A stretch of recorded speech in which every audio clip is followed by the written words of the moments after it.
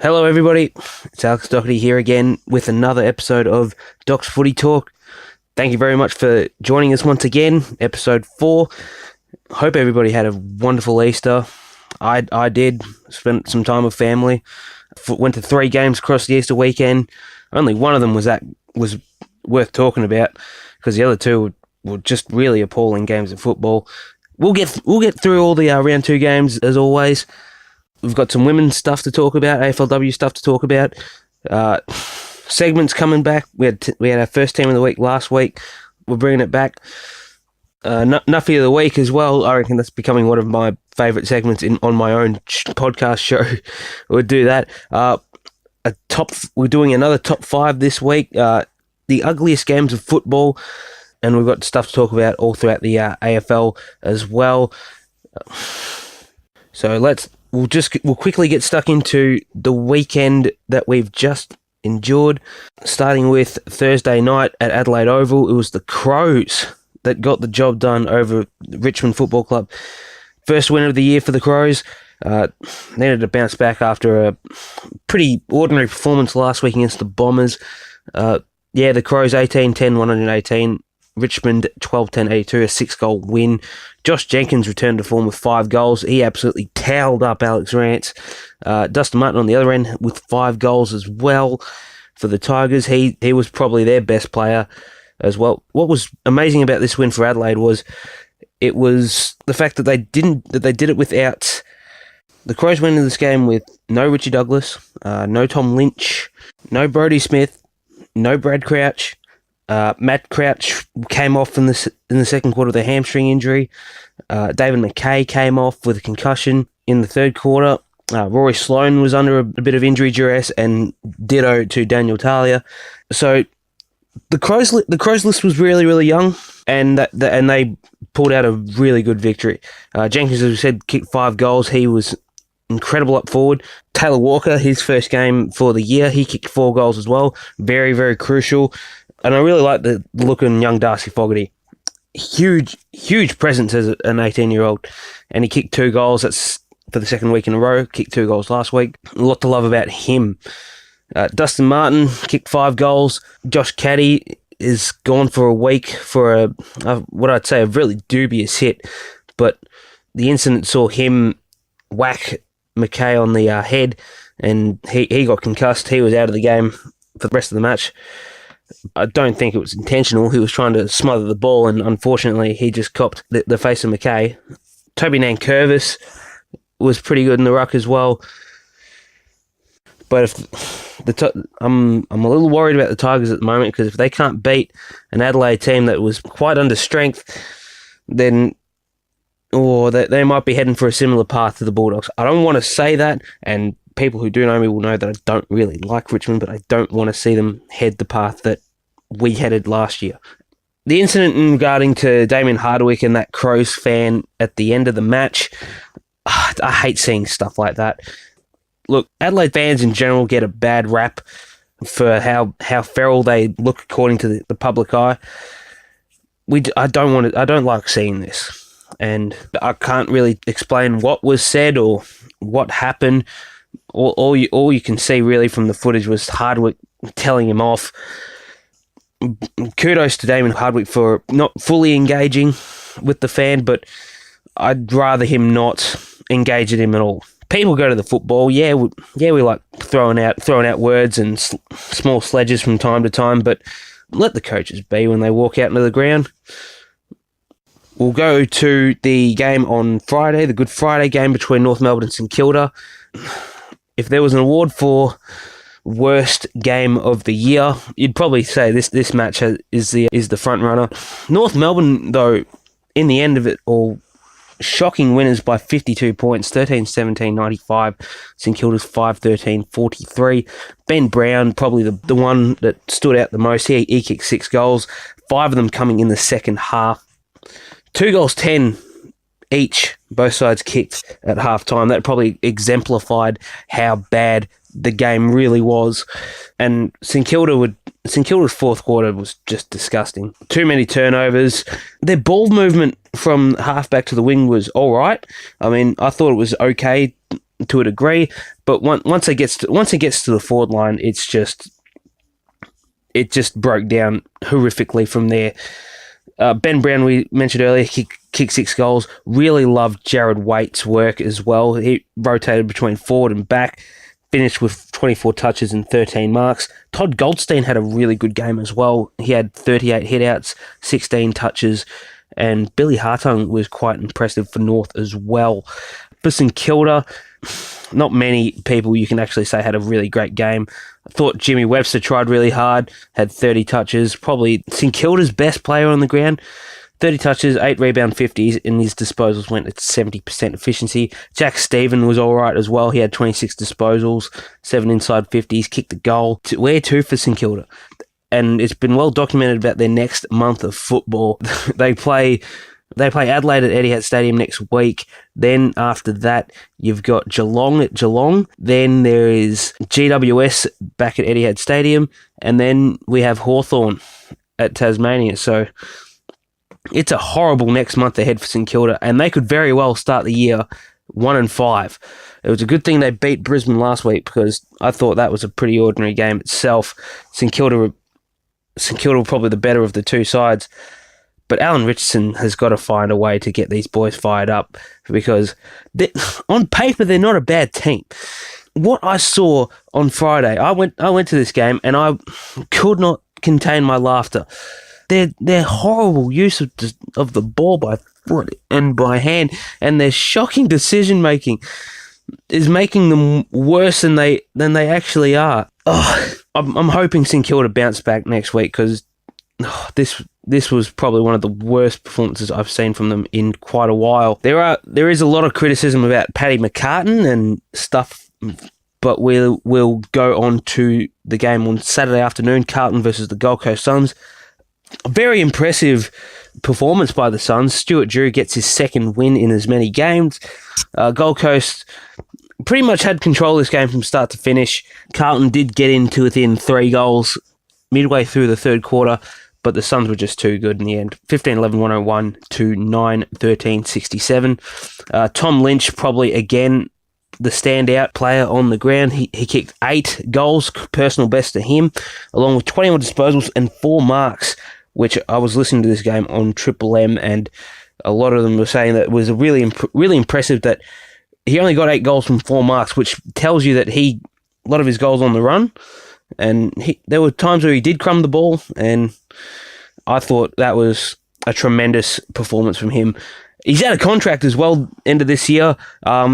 We still have no idea where he's going to end up, but if the Gold Coast Suns continue to show promising signs like that, then I think it's going to make the decision more and more easier for him in terms of him staying on board as a Gold Coast Sun. We know that a lot of Victorian clubs are lining up. I think, what was it, Richmond, Hawthorn and Collingwood are prepared to offer big money deals to get Lynch back home to Victoria. But at this moment, who knows what's going to happen. But it's looking pretty good at the moment for the Gold Coast Suns. They're 2-0, and I know people jump on and say they beat pretty bad teams, like they beat North Melbourne round 1, they beat Carlton this weekend, but it's better than being 0-2. And at the moment, the way they're moving the ball, the way they're pressuring the ball carriers, there's a lot to like about the Gold Coast Suns. Jared Lyons had 36 touches. Darcy McPherson has been one name that I've been really impressed with. He had 10 tackles. Jared Witts was impressive, had 48 hitouts. While for the Blues, Ed Curnow had 38 disposals, 10 tackles, and Mark Murphy also with 30 touches and 7 marks. The Blues were very, very disappointing. They were pretty good first up against Richmond, even though they did lose that game. But I think this was the one that I thought Brendan Bolton and his troops were set up for. Having Matty Cruiser out as a late out didn't help, but I reckon the Blues could have made much more of a contest even without him. We will go to the Saturday twilight game at the MCG, and I've got to give props up to Collingwood for at least making a bit of a contest of things, because they were never really out of it for most of the match. Like, there were times where GWS threatened to pull away with it, and Collingwood pegged them back. But in the end, it was the Giants who got their second win on the board. 15,595 to 12,779. It's a shame that we won't remember it for the contest that it was. People will think back to this game and think back to the two horrific injuries in the first quarter. The first one we'll explain to you was the Tim Broomhead leg injury, and it was absolutely ugly. I saw this one at the time of the match, and it was just horrible. When you're running back with the flight, he did get a nudge from Heath Shaw, and that only compounded things worse. His leg collected the goalpost, and you could see it on slow motion that his left leg actually wrapped around the goalpost before he went to ground, and that's just sickening footage. And there is a photo online as well with him with his leg so contorted. It's just disgusting. And also the ankle injury to Tom Scully didn't look as bad as the Broomhead injury, but it was still pretty nasty. He ended up having to go to hospital as well, along with Tim Broomhead. Stretched it off, and it was later revealed to be a broken ankle. Not sure about when he'll be back on the field, but I think it's pretty certain Tim Broomhead will miss the year. Brodie Grundy had 20 disposals, 45 hitouts, kicked 2 goals. I thought he absolutely monstered Rory Lobb in the ruck. Jeremy Howe was impressive in defence, had 27 disposals and 9 marks. Also had about a dozen rebound 50s to go along with it. Tom Phillips had 32 touches and 10 marks. I thought he was quite impressive. For GWS, though, 3 goals to Canelio, 3 goals to Cameron, and Lockie Whitfield, 26 disposals, 13 marks, probably was the standout player. Had another great game off half back. 2 games on Saturday night. We'll go to the one on the Gabba. First of all, Melbourne getting over Brisbane Lions. As you'd probably expect, the Lions, although it must be said the Lions did come back from about 40-odd points down to come back and tie the scores up early in the last quarter, but the Demons found a way to get through it. 42 points was as much as they led by early in the third quarter, but the Lions came back. You got to give props to Brisbane because, a couple of years ago under Justin Lepage, they'd probably roll over and they'd lose by about 80 to 90 points. This is a really encouraging performance from the Lions, and I reckon they'll build from this in the long run. Jesse Hogan and Jeff Garlett combined for 9 goals. Hogan with 5, Garlett with 4. Clayton Oliver was really, really good. He had 35 touches, had 8 tackles, and won a lot of contested ball. Charlie Cameron kicked 3 goals for the second straight week. Alan Christensen, who I reckon is somebody we forget about a lot over the last couple of years, he won a premiership at Geelong. Since crossing over to Brisbane, he's had a lot of injuries, but I reckon this is a real step in the right direction for him. He kicked 3 goals as well. Lewis Taylor, 23 touches. Dane Zorko, 20 touches. Probably the best men on the field. To the other game on Saturday night, Fremantle taking on the Bombers. The Dockers led at every change. They ended up winning their first game at Optus Stadium, 16-10-106 to 14-6-90. Very disappointing for the Bombers, but at the same token, the Dockers did really, really well to respond from last week. They were thumped in every aspect on the ground against Port Adelaide last week, and to credit Ross Lyon and the Fremantle Dockers, they looked really, really good for the first time in a while. They hadn't hit the 100-point mark since, I think it was midway through last year or early last year. So I reckon this is going to be a great in the development of the Fremantle Dockers. Nat Fyfe, 29 touches, looked really, really good. Back to his best footy. He also took 7 marks, 5 tackles, 4 clearances, kicked a goal. Connor Blakely, I thought was really, really good. 30 touches and 12 marks. Luke Ryan and Nathan Wilson were very, very good in the back line, combining for 13 rebound 50s and 23 marks. While the Bombers better players, Michael Hurley had another great game. He had 25 disposals, 8 marks, 8 rebound 50s. Dyson Heppel was very good, 24 disposals and 7 tackles. Devon Smith had 20 disposals and 13 tackles. He really busted his guts. But there was a lot of players that didn't perform really, really well.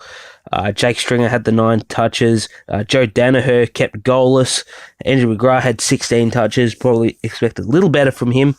But it's quite unfair to throw that sort of criticism on a young man only in his second season.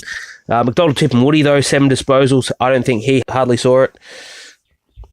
We will get to the games on Sunday now. Western Bulldogs and West Coast Eagles at Etihad Stadium. Bulldogs, again, absolutely thumped to the tune of 51 points, 9-16-70 to West Coast 18-13. Even start in the first quarter, but then by the second quarter it was pretty much over. Eagles kicked 6 goals to nothing, and they pretty much maintained it until the end. A lot of skill errors from the Bulldogs, and you can probably jot it down to inexperience, but there's something not right here at the club. They have been. I've never seen a club go from champions to a dysfunctional mess in the span of 24 games. They just didn't look like a team, and too many times the defense was open up and too many easy goals were kicked. Not saying the West Coast Eagles are a great team. I think they're okay, probably above average at best, but there were so many times in that game where they just made them look a lot more better than they really are. Jack McRae, again, amazing performance from him. 31 disposals, 3 goals. He's had a great start to the year. Lockie Hunter was also very good. Kicked a couple of goals from 26 disposals, 9 marks. Toby McLean also 31 disposals. But it doesn't mean much unless others stand up as well. Marcus Bontempelli looked very, really slow for most of the game.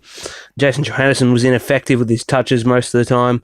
And the young boys, they're gonna grow. I mean, I like the look of Norton. Ed Richards on debut thought was really good. Tim English will learn with each game. And I think Billy Gowers is going to be a really, really useful weapon up forward once he brushes up on his shots on goal, because I reckon I could have nailed some of his shots on goal on the weekend, and I'm not really that good of a player, to be quite honest with you. I do like the look of some of these Eagles players. Liam Ryan was electric. He could have had a handful of Marks of the Year candidates. He ended up with 3 goals, 3. Jack Darling was really, really good in the absence of Josh Kennedy. Kicked 4 goals. Daniel Venables. I really like the look of this kid. He's tough. He's hard at it. He kicked 3 goals as well. I will mention most of them did come from close range, but he did get into the right spots a lot of the time, and that's what happened. That's what matters in football. If you're in the right spot, you get rewarded.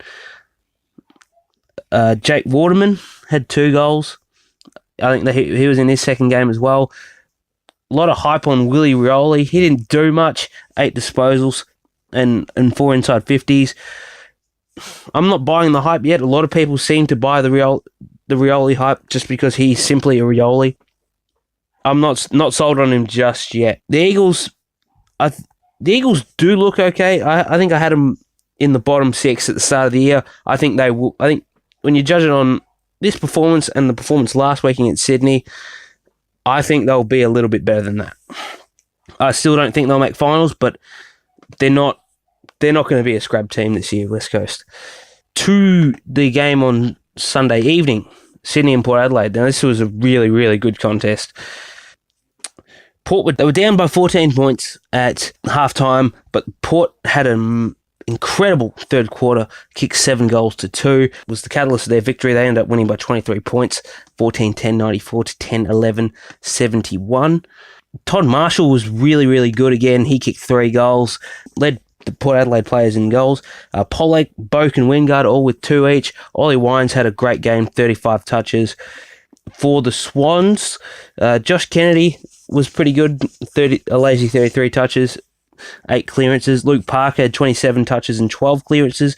Lance Franklin kicked 4 goals, but there were times where Dougal Howard had his number. Port Adelaide, I think, does this stamp Port's legitimacy as a top 4 contender? You'd have to say yes. I'm going to call it right now. A fortnight ago, I had them not in the 8. I wasn't sold on them, and I know we're early in the year, but you have to look at the 7-goal third quarter and ask the question, was that worthy of a top 4 contender? I believe so. I think there's a lot to love about this Port side. Todd Marshall's been a really good surprise in the first 2 weeks. He's kicked 7 goals from 2 games. Jared Pollock's playing some really good football. Really like the work of Riley Bonner and Dan Houston. Stephen Motlop's getting his hands on the ball. He kicked 1 goal too, but I reckon he could have kicked a few more. Jack Watts didn't have his best game, but I think he's going to be a really solid player. Tom Rockcliffe only had the 9 touches, but I think if those guys do their job, I think Port are going to be a good chance at a top 4 spot in 2018. Not despairing on the Swans. I think they're going to be up there again. We all know that. I think there's a lot to like about the young kids in this team. I thought Ollie Florent was really good, had 20 disposals. Isaac Heaney again brilliant, 22 disposals, 18 of those were contested. Had 5 tackles, 4 clearances, kicked the major. Georgie Hewitt had 20 touches. I like the look of Lewis Melican. I reckon he's going to be a real mainstay in the backline for the next few years. And finally, onto the game on Monday. Did go to this game. This one beat match of the round. Hawks versus the Cats. Hawks got up by a point. 17-16, 118. Geelong 18-9, 117. Cats were down by 4 goals at halftime, but they came back. It was within a kick late in the third quarter, but the Hawks kicked clear. They led by about 3 goals in the last change, but then they came back. The Cats, they tied the score up late, and it was a Jared Roughhead point in the final minute that got the Hawks over the line. Tom Mitchell had 40 disposals, kicked a couple of goals, and had, I think it was about 13 clearances, and 9 of them came from the centre. He's going to be a real Brownlow favourite this year, Tom Mitchell. I reckon he'll be the early one. The early Brownlow favourite for me. Ben McAvoy was really good in the ruck. He had 16 touches, 43 hitouts, kicked the major. Liam Shields, Isaac Smith were very, very good as well. And I really like the look of Jarman Impey as well, coming over from Port Adelaide. It was pretty impressive last week. He kicked a couple of goals on Monday, and his speed is so crucial in this Hawthorn team, I reckon. For Geelong, this was the first time we saw the so-called Holy Trinity of Gary Ablett, Patrick Dangerfield, and Joel Selwood. I thought they were all pretty good, to be honest. Ablett led the way for 35 touches, kicked a goal, had 5 clearances. Paddy Dangerfield had 31 touches, kicked a couple, had 6 clearances. Joel Selwood had 29 touches and 10 clearances, and despite all the boos that were at the MCG on the Monday, I thought he stood up really, really well. And I think that's why people really like getting around him so much. Daniel Menzel kicked 4 goals for the second straight week. He's got 8 for the season. It's hard to believe that it was only a few months ago that Geelong wanted to trade him, wanted to get rid of him. But I think he's responded really, really well. We'll run through the team of the week. We'll start with the backs. From the back line, we've got Jeremy Howe and Shannon Hearn both in the back pocket. We mentioned Howe's game earlier. He had 27 disposals and about a dozen rebound 50s. And a ton of marks. He was really good. Shannon Hearn, I forgot to mention earlier, but he was sensational in the Eagles win against the Dogs. He had 29 touches, led the way, and took about 10 marks as well. Michael Hurley, we mentioned earlier, had a really good game against the Dockers. His second good game in a row. From the half-back line, Rory Laird and Lockie Whitfield occupy the flanks. Laird had another 40 disposal game against the Tigers. Whitfield, we know, has had a great start to the year, replacing Zach Williams off half-back. Jerry McGovern was really, really good in the back line. Gobbled up most of the so-called inside 50 entries at the Bulldogs. He deserves a spot in this week's team of the week. I've got Brodie Grundy ahead of Jared Witts in the ruck and Todd Goldstein. Very hard to pick a ruckman this week in the team of the week, but I thought Brodie Grundy's performance was absolutely dominant.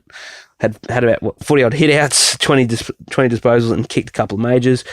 Tom Mitchell's 40 disposals gets him in the middle, as does Clayton Oliver's 35 touches and Gary Ablett's 35 touches. Clayton Oliver, just for the record, had 11 clearances. 4 of those came from the centre, 9 inside 50s. He also kicked a goal, Clayton Oliver, so great performance from him. Gary Ablett, we mentioned earlier, had a really great game against the Hawks.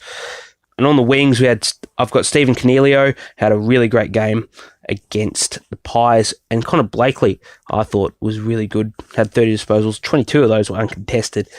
So I think he's worthy of a spot on the wing. To the forward line, and a lot of big names here. Dustin Martin and Jack McRae usually play midfield, but I thought their 5 goals and 3 goals respectively get them into the half-forward flank. They knew where the goals were this weekend, and that's what being a forward's all about, really. Tom Lynch's 8 goals is in the centre-half forward spot. Ben Brown's 6 goals in full forward, and Daniel Menzel with 4 goals in one pocket. Jesse Hogan, the third tall forward, in the other pocket. And just onto the interchange bench now. Tried going for your 2 midfielders and 1 forward, 1 ruck. Ed Curnow, 38 touches, gets him in there. Ollie Wines from Port Adelaide is also in there. He had a big game against Sydney.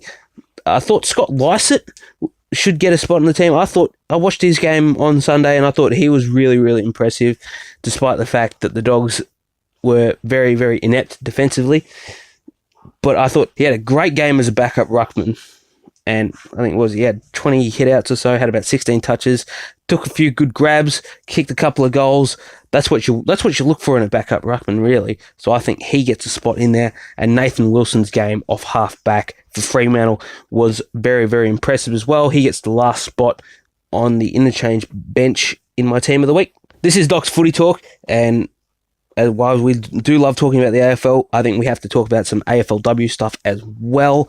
The big story really coming out of AFLW at the moment is the absolute turmoil that is happening at the Carlton Football Club in the Women's League.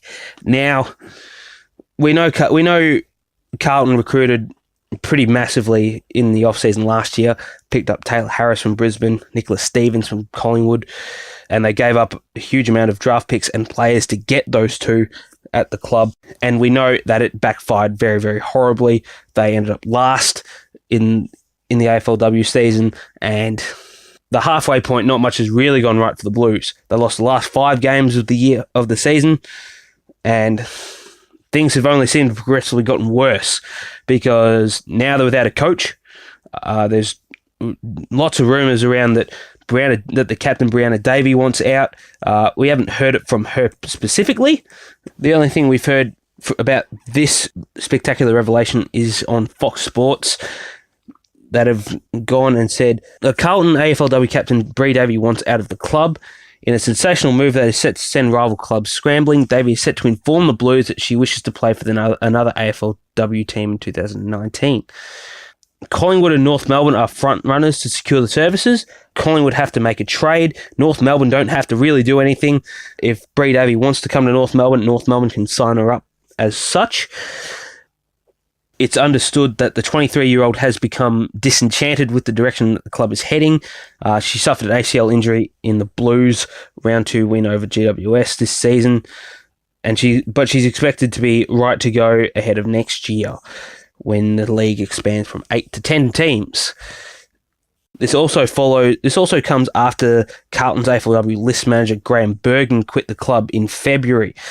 Foxfooty.com.au understood that he had become frustrated with a lot of problems at the club. This included selections, game plan issues, and even coaching issues. And from the naked eye, it looks like when you look at Carlton's AFLW season, particularly in the last half of the season, there is something seriously up in this football club. Now, they finished 4th last year, and that's not bad. And I understand why Carlton wanted to go after Harris and Stevens. Harris is a really big name, and I think she's only 21, 22 years of age. She's gonna get better. Her best football's still ahead of her. Stevens is the best and fairest winner at Collingwood last year. Excellent defender, stops her forwards on a consistent basis. And then, as if things may not get any worse, Carlton have publicly advertised the job for the head coach position in the AFLW side on Seek, and that they have offered a lot of, I guess you can call it incentives, but I'm not really sure what really. You get apparently, I've got it here in front of me here. You get 20% discount on club merchandise, free on-site car parking at Icon Park, access to the club gymnasium, internal wellbeing and development program. There's a lot of benefits here that they say, but I'm not quite sure. I can understand to a degree. Carlton will look for the next best good coach. I'm not saying Damien Keeping was a horrible coach. I thought he was actually a decent coach, and he proved it from time to time in the women's exhibition matches. I think Carlton are in serious strife at the moment, and it's probably going to get worse before it gets better. There are shades of Gold Coast of last year and the Bulldogs a few years back where their best player left and their coach got sacked or resigned or whatever it is you want to call it. I reckon personally Keeping was sacked because the results weren't there. But Carlton, I think, are in a bit of strife at the moment because aside from Harris and Bessio and Stevens, I think Lauren Arnell's still a pretty decent player. But there is something internally up with the Carlton Football Club in the AFLW. And it'll be interesting to see the developments in that as we go along in the 2018 year. We do have club best and fairest winners at the moment. 5 of them were named throughout last week.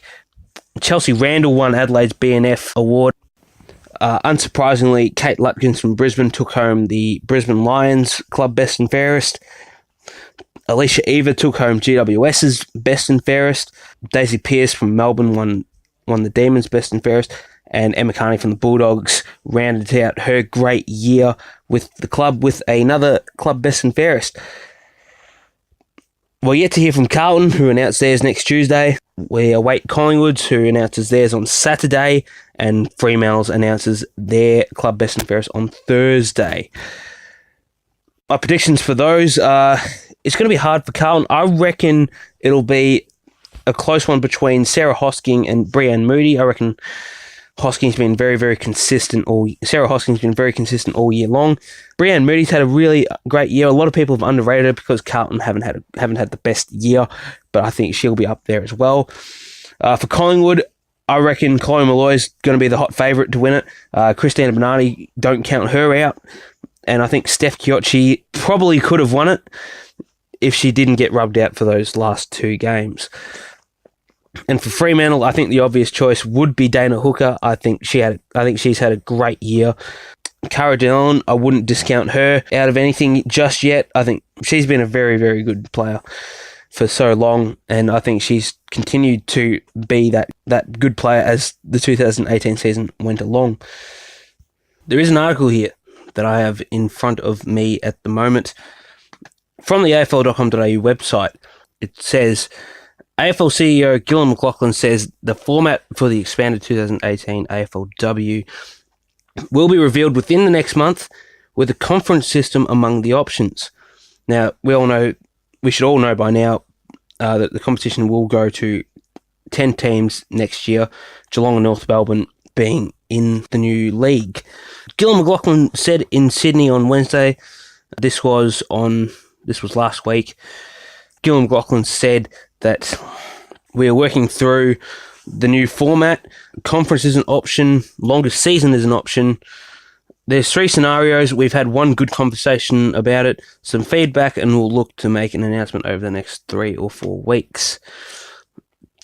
AFL Football Operations Manager Steve Hocking issued directives to the clubs after the first round of the competition this season to ease congestion, and McLachlan didn't rule out more tinkering with the rules. Now, I don't like this.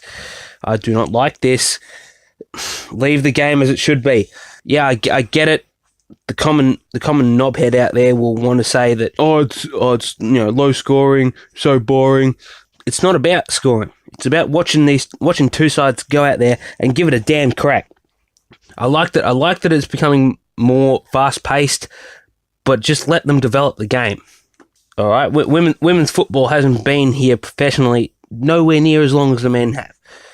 I reckon in terms of how the format goes for next year, I probably would rather like to see a longer season. Probably play each team once and then maybe another couple of teams twice. Do a format similar to the men's, I reckon. Conference system, I don't like the idea of that. When you think of conference systems, I think of something like the NBA, where you have like 15 teams of conference, and with only 10 teams in the league at the moment, I don't think that's a really good option right now. We're on to one of the best segments I think we've ever done so far in the short history of Doc's Footy Talk. It's the nuffy of the week. Don't have any theme song for it, so just brace yourself here for a couple of honourable mentions, really. I reckon, the first one comes to Chris, who posted on a Facebook group called I Hate West Coast Eagles. He's gone and posted a tattoo. It says hashtag F the Eagles, tainted 06 premiers. And I think that's a bit of a silly tattoo to really post on. I think he might regret that in the long run. This one here from Cheryl, who commented on the Herald Sun post, is Hurley better than Rance? And Cheryl goes, is this bloke serious? Every now and then, in every sport, a superstar legend comes along. Alex Rance being one of them, to name a few. Gary Ablett Sr., Michael Jordan, and Farlap. Oh, I think somebody in the comments here, I am reading this from Nuffy's on AFL Pages Facebook. They do a wonderful job every week. One of the comments here, never saw Farlap get towed up by Josh Jenkins, which I think is pretty accurate. I mean, let's not get things twisted here. Alex Rance is a really, really great fullback player, but to put Alex Rance in the same breath as Gary Ablett Sr. and Michael Jordan, that's almost a slap in the face to Michael Jordan or to Gary Ablett Sr. I think Farlap's just a serious piss take here. And also this one's more ignorance and stupidity than anything else.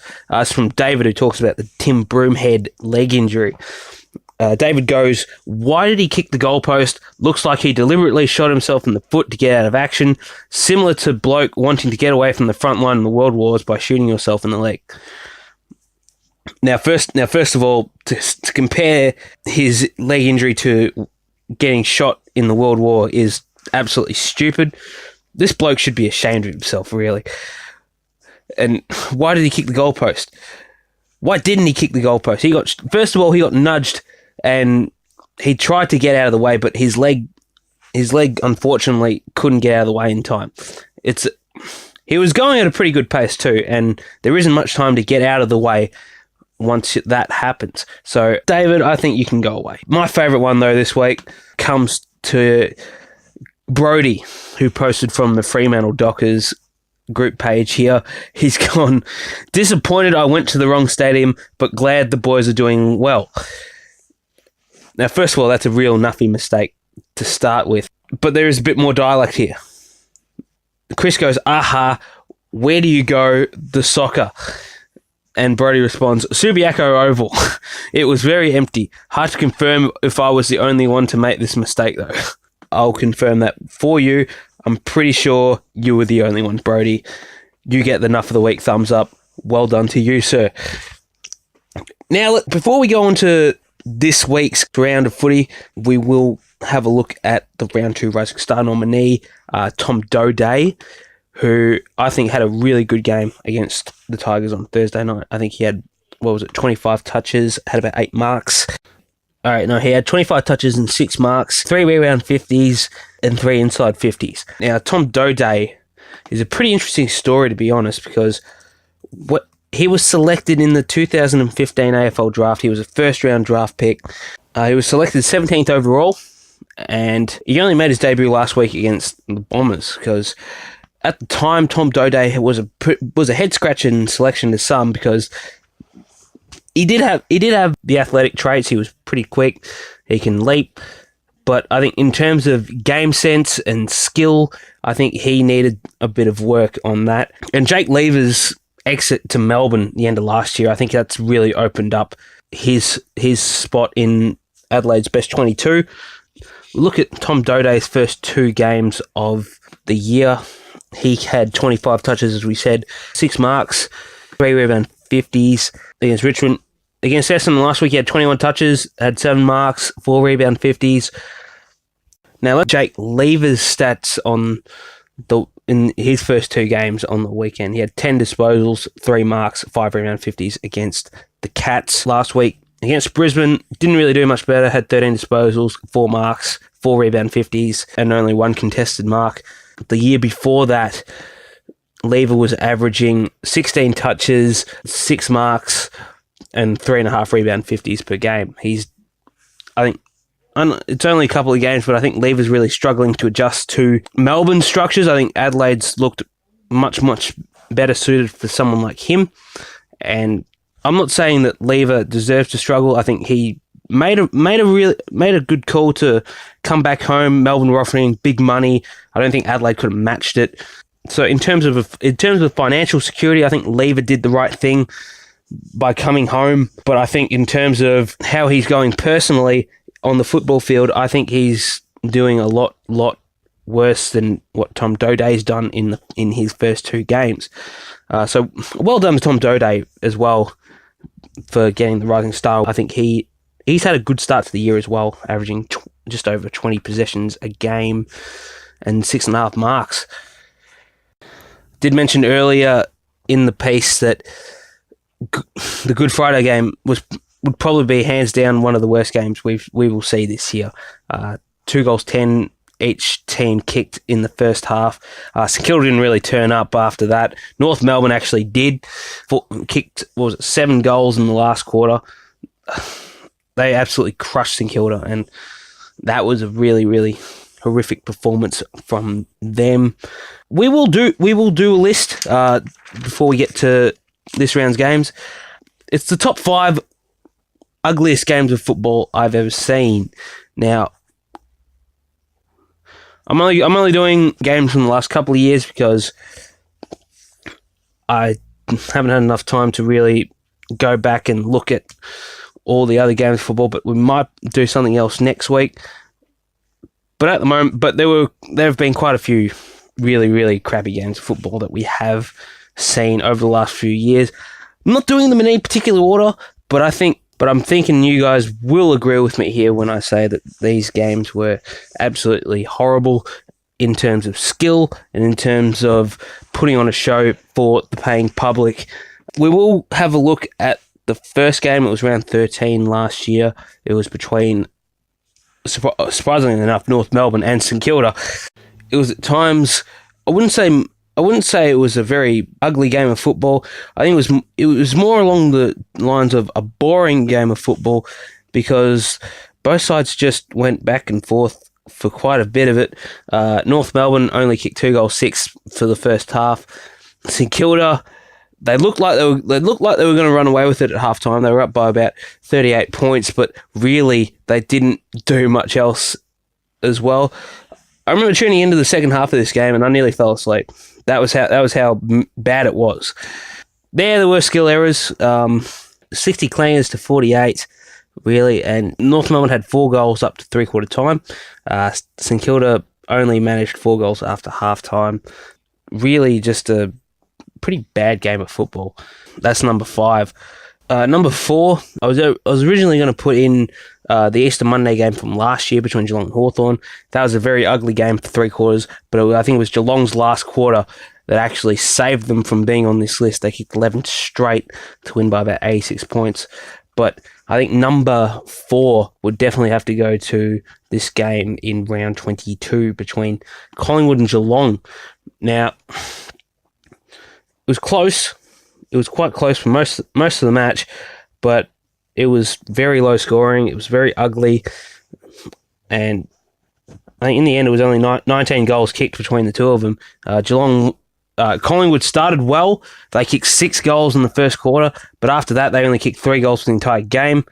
It ended up being their downfall. They couldn't really buy a goal, to be quite fair, and Geelong, well, they didn't really fare much better. They only kicked 10 goals. 8 of those came after quarter time. 4 of those came after half time. That was a very boring game to watch as well. I thought personally. So I think that gets that gets a vote from me. Number 3. Number 3, I have the round 6 game at the MCG between Carlton and Essendon. Now, this one was bad. This one was awful. Only 4 goals were kicked between the two sides by half-time. Carlton kicked 3 goals to 1 in the opening quarter. No goals were kicked in the second quarter. Carlton kicked 6 behinds, Essendon 3 behinds. It was 5 goals to 4 at 3-quarter time. And in the end, it was they did open it up a little bit, but it was still 10 goals to 8 at the end of it. Carlton getting up over a very, very depleted Essendon team. It was expected to be not a very good match. Essendon did miss a lot of their best players due to the Asada scandal, their drug scandal. Carlton were a developing side at the time, but this game was just bad. It could rival the game we saw on Good Friday this year. Number two. I'm gonna put the Bulldogs in this one. It was the year between it was round 6 game 2016 between North Melbourne and the Western Bulldogs. Very, very low scoring, very, very scrappy, and I think there was full of clangers as well. North Melbourne had 64 clangers, the Bulldogs had 54. Only 15 goals were kicked the entire night, and it was a real fizzer of a contest because it was Friday night. It was a Friday night game, the Western Bulldogs' first Friday night game in about 3 years. North Melbourne don't really get too many Friday night games themselves, so it was going to be a very, very fascinating game, and the attendance that was there told the story. 47,622 came to this game.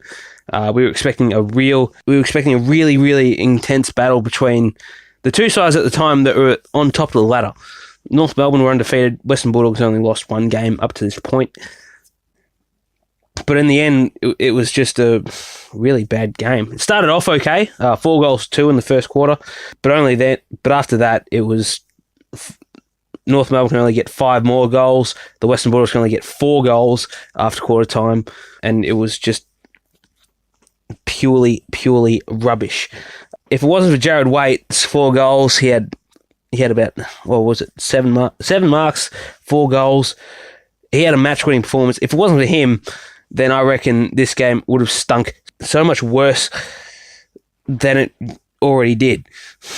And finally, the number 1 game. And I think people will look back at this game and they will think that this was an actual stinker of a contest. It was the round 22 game in 2016 between Richmond and St Kilda. 13 goals were kicked between the two sides. 13 goals, 23 between the two sides. So it was low. It's low scoring. It was ugly.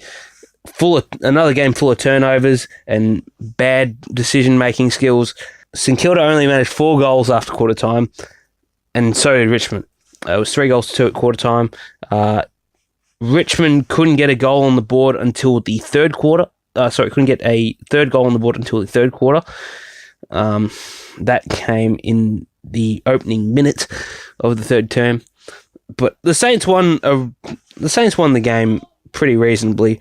It's only 9 points, but given the state of the game, it was pretty much over midway through the last quarter. They were up by 21 points by the 18-minute mark. It was a really, really shocking game of football. I know I would have missed some. There would have been some over the years that I didn't get to.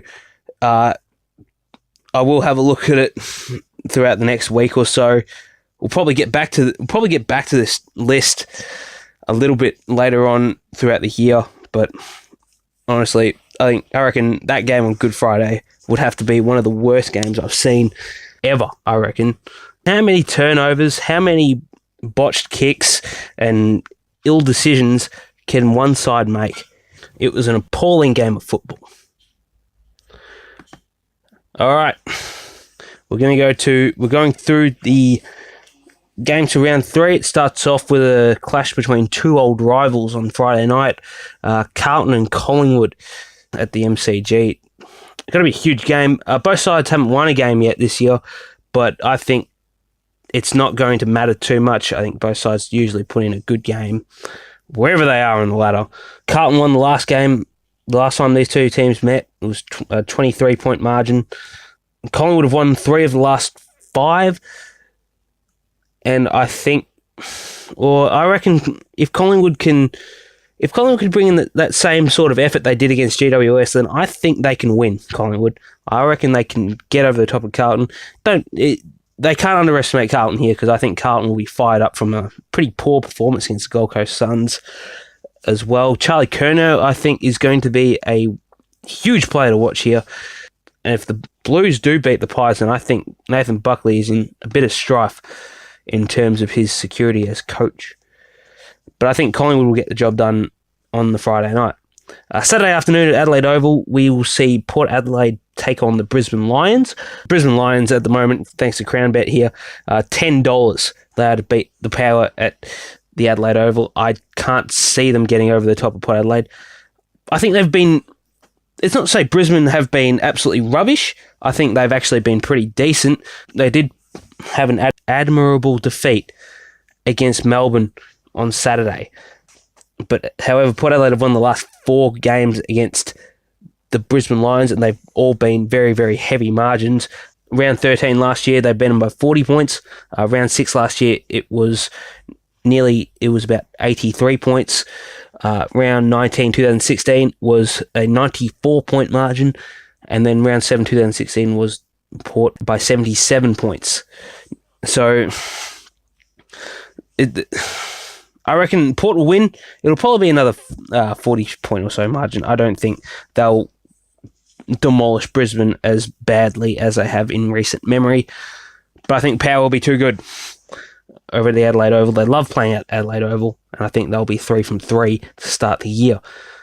Melbourne and North Melbourne at the MCG Saturday afternoon is going to be a very, very interesting game, and I'd say it's going to be an interesting game because Melbourne haven't beaten North Melbourne in 17 games. 17 straight losses Melbourne have over the North Melbourne Football Club, and it dating back to 2006. And even when North Melbourne were at their lowest last year, they still managed to pull off victories over Melbourne in both games. So it's going to be a very, very interesting game to see whether or not Melbourne can actually overcome this hurdle. They are the heavy favourites to beat North Melbourne, who did look good against St Kilda in the last quarter last week, but I can't really read too much into that because it was a very, very ugly game and they had a lot of turnovers themselves. I think Melbourne... this has to be the game Melbourne have to win. This has to be the game Melbourne have to break the drought. I can't see them losing here at the MCG, but if they do, God help us all if they make finals this year, because if they can't beat North Melbourne, what good are they to the finals? I think Melbourne will win. Melbourne has to win. Saturday evening, or Saturday afternoon, depending on where you are around the nation. A 2:35 game in Perth. It'll be 4:35 over here in Victoria. Gold Coast Suns actually hosting Fremantle at Optus Stadium because they don't have a home until round 11 because we have the Commonwealth Games up in the Gold Coast as we speak. It's the first of two straight games up in Perth for the Gold Coast Suns, so it's going to be very interesting to see what happens here. I think it looks like they'll be staying in Perth for the game on Saturday. They won't be going back to the Gold Coast. They'll be sticking around in WA for the 2 games. This will be a really, really interesting game. I think Fremantle looked really good last week at Optus Stadium. The Gold Coast Suns are undefeated. It's going to be a very, very tough contest. I think Fremantle at home should just get the job done over the Gold Coast Suns. Saturday night at the SCG is going to be a ripper. It's another instalment of the Battle of the Bridge between Sydney and GWS.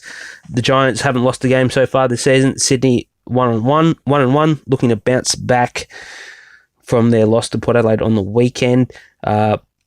Giants, before round 17 last year, the Giants have won 3 straight games over the Swans. Sydney got over the top of the GWS Giants in round 17 last year. Going to be a very, very tough game to predict. I think the Giants should get over the line. They looked really, really good in round one. I think they did very well they did very, very well, a Collingwood side that improved from their round one defeat. I reckon the Giants should get up. They'll remain undefeated for me, I reckon. They're start of the underdogs against the Swans. I think the Giants have the talent to match them and go all the way against the Swans. Saturday night, it's going to be a really big game for the St Kilda Football Club. They take on the Adelaide Crows under the lights at Etihad Stadium.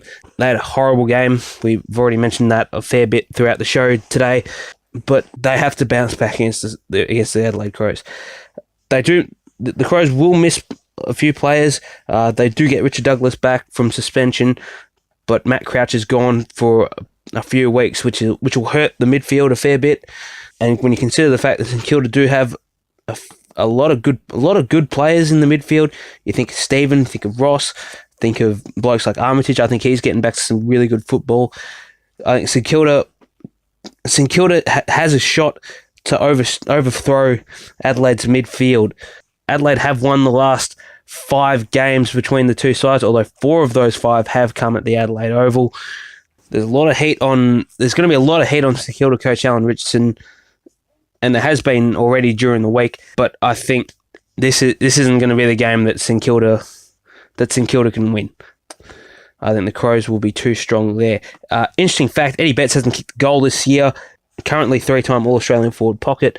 He hasn't kicked a goal so far this year. I think he's due for a massive, massive game. I think Adelaide Crows will get the job done pretty comfortably over there at Etihad Stadium on Saturday night. Sunday afternoon, we're gonna have 3 huge games here. Richmond, the reigning premiers, take on Hawthorn, who are undefeated at the moment, 2 from 2. Sunday afternoon at the MCG, massive, massive game. This one is Richmond. Richmond do start favourites for this game. They need to bounce back from I think it was a pretty ordinary game against Adelaide on Thursday night. I think they need a few more people other than Dustin Martin to get them over the line. Hawks were very impressive. They've got a 6-day break though, as opposed to Richmond's. I think it was 8-day. Richmond get a 10-day break, I should say.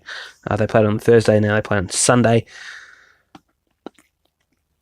I reckon the Hawks will get up. I think Sean Burgoyne's going to be a huge out. I reckon he was injured on the Monday. He was seen with ice on his hamstring after quarter time. But I think Hawks still have a lot of class on all their lines. Richmond have to get up. Richmond have to show a bit more fight though, because I think they strolled around a fair bit, particularly in that second half against the Crows last week. Sunday afternoon at Etihad Stadium is going to be a big game for the Western Bulldogs. 0-2, last on the ladder, percentage of 47.